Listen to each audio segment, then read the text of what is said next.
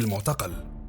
أعتقد بمجرد سماع الكلمة فكلنا هينتابنا إحساس بالألم والخوف، وده لأن تخيل الكلمة بس هيرسم قدام عيونك كل مظاهر كبت الحرية، أسوار عالية وحيطان غامقة وسجانين على ملامحهم العنف، والكتير من البشر محبوسين جواه وما يعرفوش إمتى ممكن يرجعوا يشوفوا نور الحرية أو أصلاً هياخدوا حريتهم تاني ولا لأ.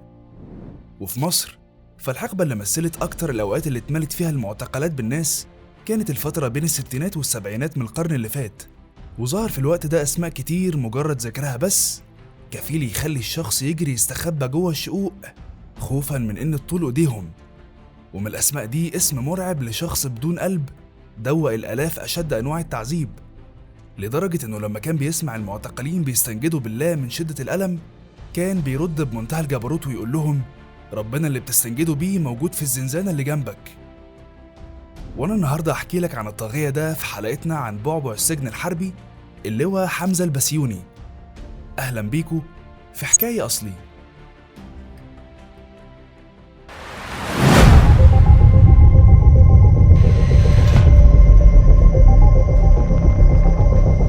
حكاية أصلي، الحكاية من أولها. سيد حمزة حسين البسيوني اتولد سنة 1922 في أسرة كبيرة وليها اسمها.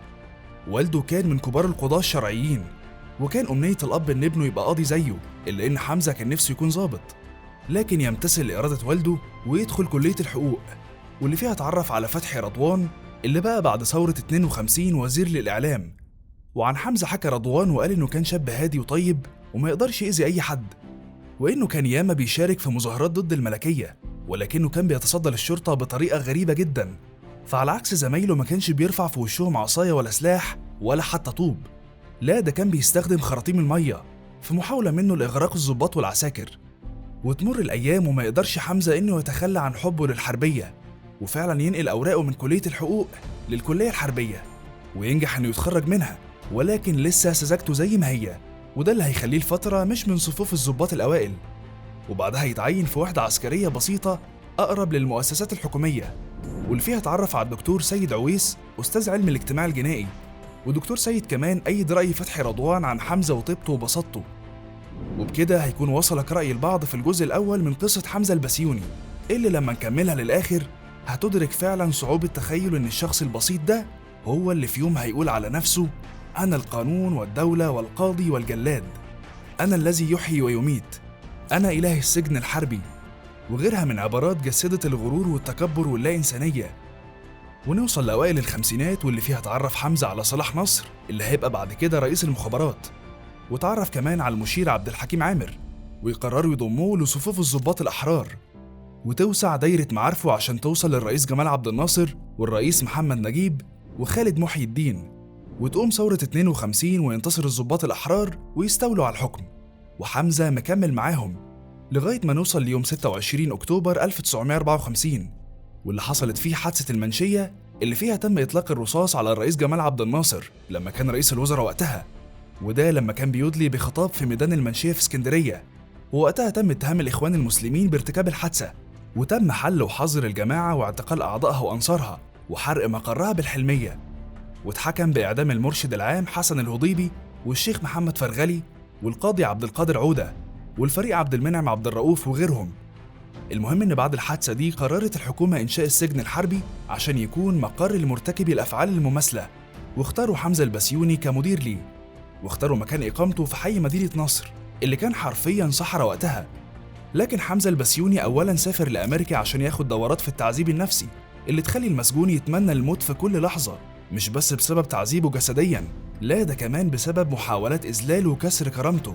ومن هنا حصل التحول الغريب والعجيب في شخصية البسيوني، فمن السذاجة والسلام بدأت الناس تتهامس في السر باسم الوحش أو البعبع، وبدأت الناس تحكي قصص مرعبة عن الأوبرج أو الباستيل زي ما سموه على اسم أبشع السجون في فرنسا وقت الثورة الفرنسية.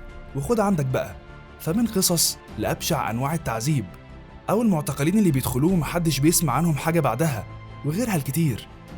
وأنا دلوقتي هحكي لك عن شهادات حية رواها بعض اللي تم إيداعهم في السجن الحربي وكتب عليهم حظهم السيء إن هم يكونوا تحت قبضة البسيوني.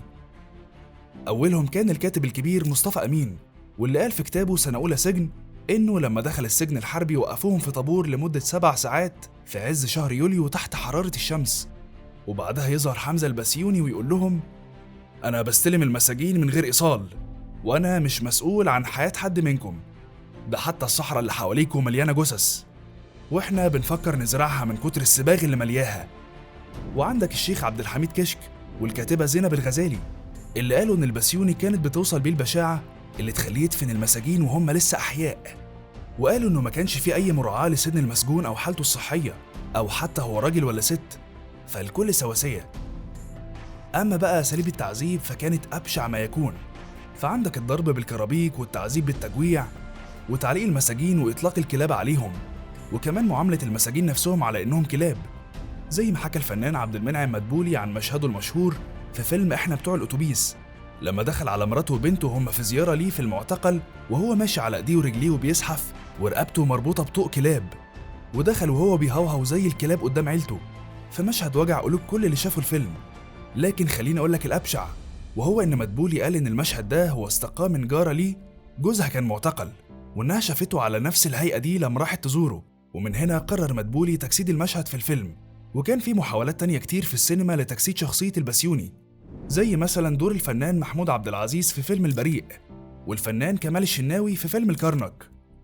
المهم إن الوضع استمر بحمزة البسيوني على نفس الحال من البشاعة والإجرام لغاية سنة 63، واللي فيها قرر عبد الناصر إنه يرقي البسيوني، فأصدر قرار بترقيته لرتبة لواء. يوصل الخبر لحمزة البسيوني عن طريق المشير عامر، واللي عمله حمزة إنه جري على فيلا عبد الناصر في منشية البكري، وأول ما شافه انهمرت دموعه في مشهد خلى عبد الناصر نفسه يستغرب، اللي هو في إيه؟ ده أنا لسه مرقيك لرتبة لواء. لكنه اتفاجئ بالبسيوني بيقول له إنه عرف من المشير إن اتحكم عليه بالإعدام، وكان رد ناصر: إعدام إيه؟ ده أنت بقيت لواء وهيتم ترقيتك ونقلك لمنصب يليق بيك. فبدأ البسيوني يتوسل ليه ويستعطفه إنه ما ينقلوش أبداً من السجن الحربي، لأن ده لو حصل فأعداء الثورة هيقضوا عليه. وبعد كل المحايلات دي قرر ناصر إنه يستجيب لطلبه ويرجعه تاني للسجن الحربي. وتيجي نكسة 67، واللي كانت النهاية لكتير من أباطرة التعذيب والتنكيل بالبشر أمثال حمزة البسيوني وصلاح نصر. وبالمناسبة استنوا مننا حلقة منفردة عن صلاح نصر.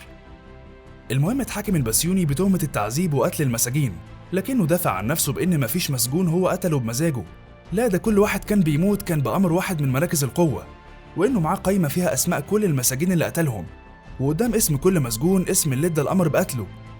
وفعلا يدخل البسيوني السجن لمدة 2 سنين، وهنا بدأ بقى انتقام ربك، لأن عمايله خلت كل الموجودين في السجن من مساجين وعساكر وضباط يتعاملوا معاه بطريقة سيئة جدا، وحتى إن أقل عسكري يقدر يهينه.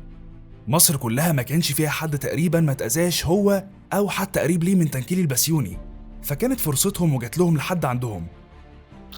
ويخرج البسيوني من السجن سنة 69 ويتبرأ منه تنظيم الضباط الأحرار، حتى إنهم نسيوه في المعاشات اللي صدر أمر بصرفها للضباط الأحرار، وعليه يختفي حمزة عن الأنظار تماما ويعيش بعيد عن الأضواء لغاية يوم نهايته، واللي لما تعرفها هتتأكد إزاي ربك فعلا منتقم جبار، وإنه سبحانه وتعالى فعلا مش بيضيع حق مظلوم رفع إيديه للسماء وقال: يا رب الظالم هينال عقابه لا محالة في الدنيا، وعذاب الآخرة أشد وأبقى.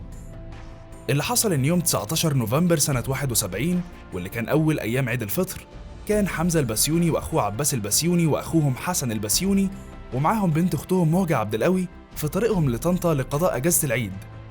وعلى طريق مصر اسكندرية الزراعي، وتحديدا قرب مدينة إوسنا، تصطدم عربيتهم بعربية نقل كانت ماشية في الاتجاه المعاكس. واللي زاد بشاعة الحادثة إن عربية النقل كانت محملة بالأسياخ الحديد، واللي اخترقت عربية البسيوني بالكامل. وعن وصف الحادثة حكى المستشار خيري يوسف رئيس محكمة الاستئناف السابق، واللي كان وكيل للنائب العام وقتها، وقال إنه اتبلغ هو وزميل ليه بالحادثة، وفعلا راحوا المكان لمعاينته.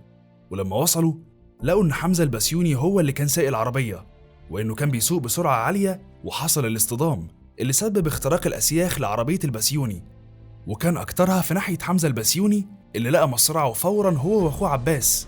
ويتصاب أخوهم حسن البسيوني وبنت أختهم موجة عبد القوي، واتنقلوا المستشفى أوسنا.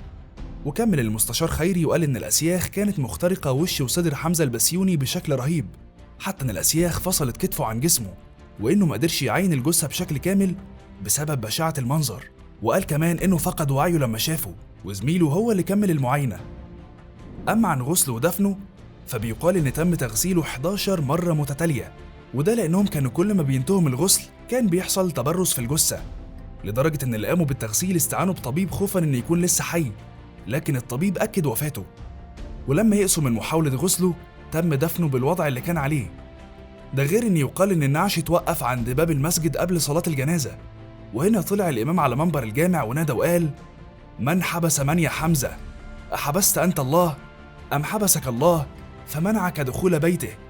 يا حمزة، علمت الدنيا أنك عبد وأنه رب.